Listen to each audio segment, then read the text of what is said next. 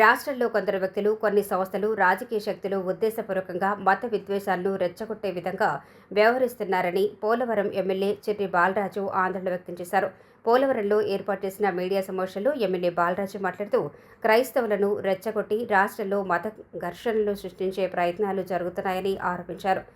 రావణ్, జడా శ్రవణ్ కుమార్, నటుడు ప్రకాష్ రాజ్ తదితరుల వ్యవహారాల వెనుక వైఎస్ఆర్ కాంగ్రెస్ పార్టీకి చెందిన నాయకుల ప్రమేయం ఉందని తాను భావిస్తున్నానన్నారు.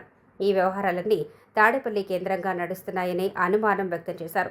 దళిత క్రైస్తవుల రిజర్వేషన్ల అంశం ప్రస్తుతం సుప్రీంకోర్టు పరిధిలో ఉన్న విషయం అని గుర్తు చేసిన ఎమ్మెల్యే ఆ అంశాన్ని రాజకీయ ప్రయోజనాల కోసం ఉపయోగించకుండా బాధ్యతాయుతంగా వ్యవహరించాలని సూచించారు.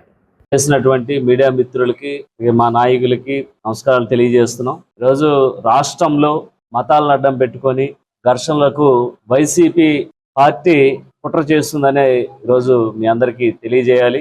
ఆంధ్రప్రదేశ్లో క్రైస్తవులను రెచ్చగొట్టి మత ఘర్షణలు సృష్టించి తీవ్రమైన కుట్ర ఈరోజు వైసీపీ పార్టీ చేస్తుంది. అలాగే ముఖ్యంగా ఇది క్రైస్తవుల్లో ఒక యాంటీనెస్ తీసుకురావాలని ఈరోజు ముఖ్యంగా పవన్ కళ్యాణ్ గారిని టార్గెట్ చేస్తూ ఏలూరులో జరిగినటువంటి దళిత క్రైస్తవ సంకారామంలో సభలో దళితుల సంక్షేమం గురించి మాట్లాడకుండా కేవలం పవన్ కళ్యాణ్ గారిని అసభ్యకరమైన భాషతో విమర్శించడాన్ని మేము పోలవరం నియోజకవర్గం నుంచి తీవ్రంగా ఖండిస్తున్నాం.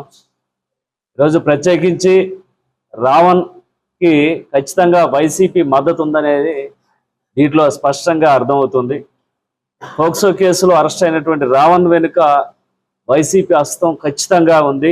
అతనికి వైసీపీ మీడియా ద్వారాగా న్యాయం జరుగుతుందనేది మేము స్పష్టంగా తెలియజేస్తున్నాం.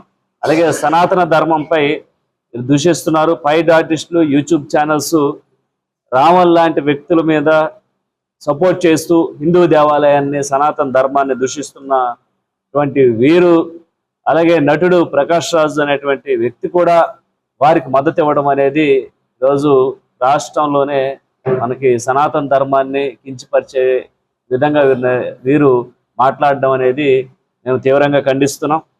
అలాగే జడా శ్రావణ్ను ఈరోజు అతనికి సపోర్ట్ చేస్తూ అతను మాట్లాడిన మాటలనే సపోర్ట్ చేస్తున్నటువంటి వ్యక్తుల్ని మేము సూటిగా ప్రశ్నలు వేస్తున్నాం.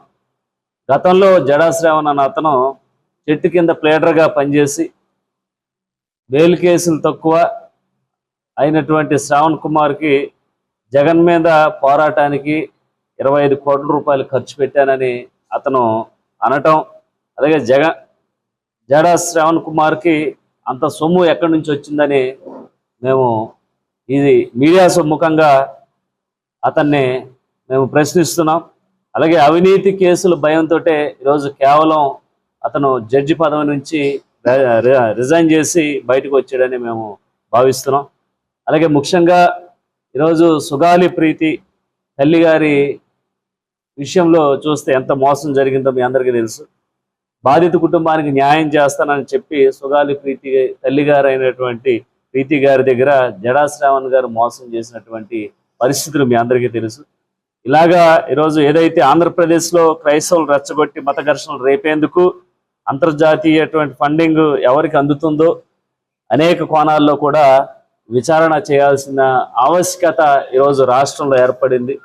మతాలని, వారి యొక్క ఏదైతే సనాతన ధర్మాన్ని ఈరోజు ప్రజల్లోకి వ్యతిరేకంగా తీసుకొస్తూ అటు క్రిస్టియానిటీని, ఇటు హిందువులని ఇద్దరికి మత ఘర్షణలు రేపే విధంగా ఈరోజు దళిత క్రైస్తవులు అనేటువంటి పేరుతో గత వారం రోజుల నుంచి కూడా పవన్ కళ్యాణ్ గారిని టార్గెట్ చేస్తూ, జనసేన పార్టీని టార్గెట్ చేస్తున్నటువంటి ఈ కార్యక్రమాలని ప్రజలందరూ కూడా గుర్తించాలి.